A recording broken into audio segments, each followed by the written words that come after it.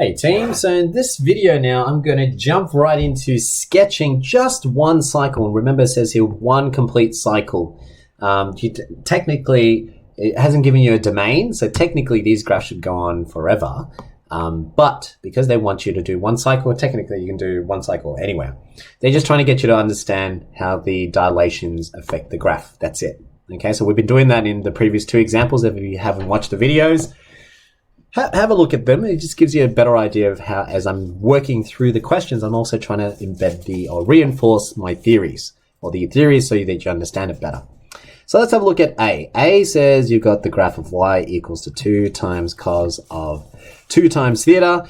So again, same idea. Let's read what they're trying to teach us here. So they're telling us there's a dilation factor. So I'm going to use the transformation terms now. Okay, so dilation of factor 2 from the x-axis. Okay, if you're confused on what I'm saying, have a look at example 13, just so you have a better idea of what I'm saying there. So dilation of factor 2 from the x-axis, which really just tells me the amplitude is 2.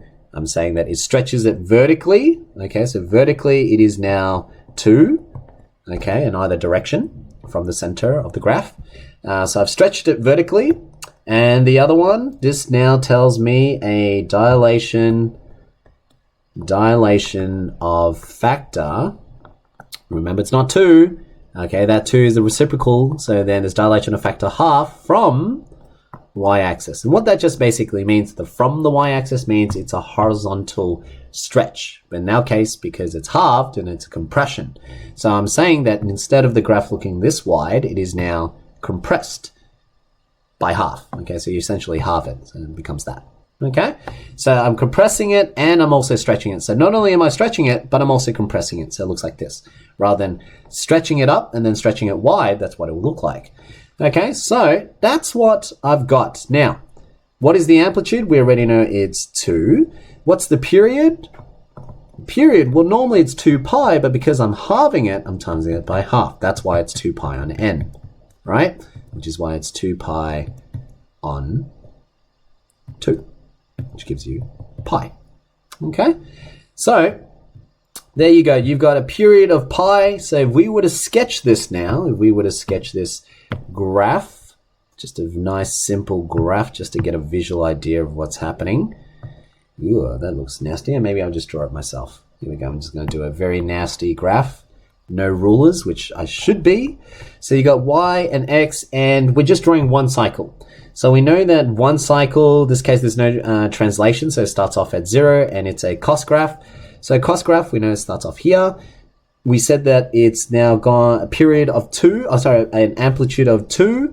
So it's gone up to 2 and it comes down to -2. So height of 2 comes down to -2 and it finishes one cycle. So I've done one cycle, and how long does it take to make one cycle?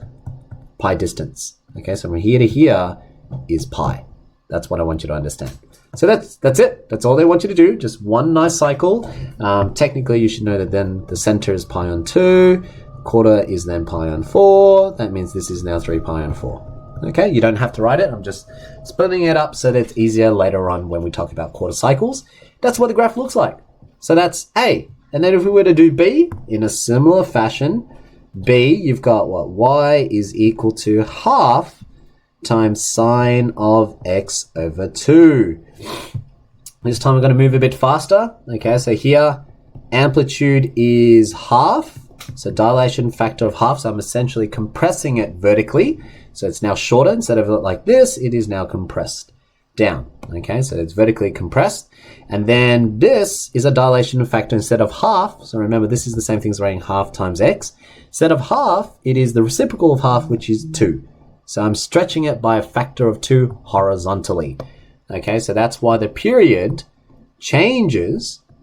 Period, instead of it being 2 pi normally, now I'm stretching it by the reciprocal of half, which is times by 2. That's why it ends up being 4 pi. So normally it would have been 0 to 2 pi. Now it is now 0 double to 4 pi. Okay, so that's how long it takes to make one period, right? So I'm stretching it horizontally and I'm compressing it vertically. So when I draw this graph, this is what you should expect. Instead of it being 1 and -1, it is now half to negative half, okay? But I'm stretching it out, so it's like, whoa, whoa, and then it finishes over here. Remember, this is a distance of 4 pi, so that means halfway is 2 pi. So if we put these two into a graph together, if we mix these two together, you can say that, well, pi would have to be here, true? And what's the amplitude? It's 2, right? So this is half, so say this is 1, and so 2 is about here, something like that. So that means the graph, if we merge the two together, this is what you can expect.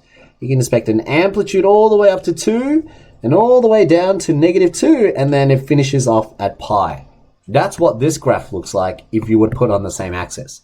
Whilst the one that we just sketched, it is compressed vertically to half, but then it's got stretched totally out by a factor of 2 from the y-axis, hence why it is now 4 pi. Are you starting to feel what I'm saying? Yeah, can you visualize that? Because that's what I want you to understand. Okay, that's more important than just being able to state amplitude and period. That's what I want you to get. Try to understand what you're doing with the dilations to the graph. Okay?